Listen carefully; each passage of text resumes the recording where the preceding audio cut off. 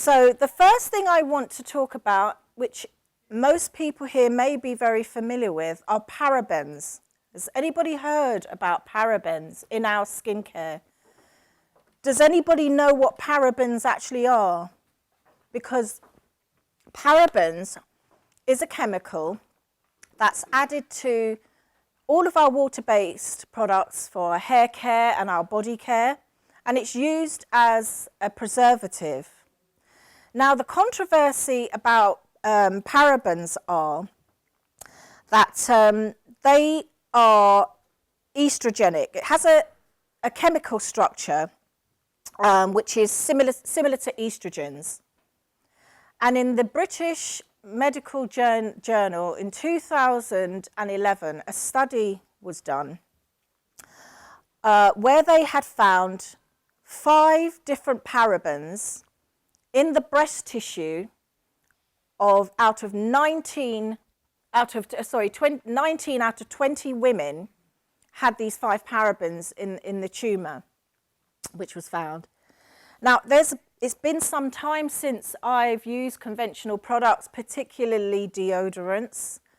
That's bad news for women in particular because we're applying it under the armpit, which is very close to the lymph nodes of the breast, which is attached to the breast tissue. And this can be a cause of inflammation. What caused me to stop the conventional products for deodorants in particular was one morning where I discovered an app called Think Dirty. I know one of you is aware of it. Has anybody heard of Think Dirty? Has anybody actually used it?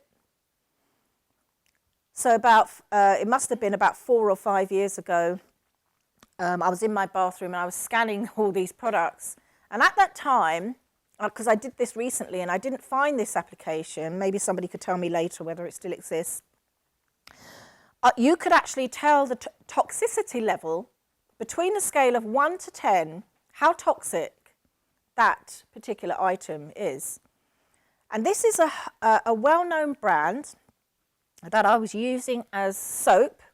It's also used as deodorants now, as well as body wash products. And they're branching out into other products as well. And it's portrayed as a very pure and simple product.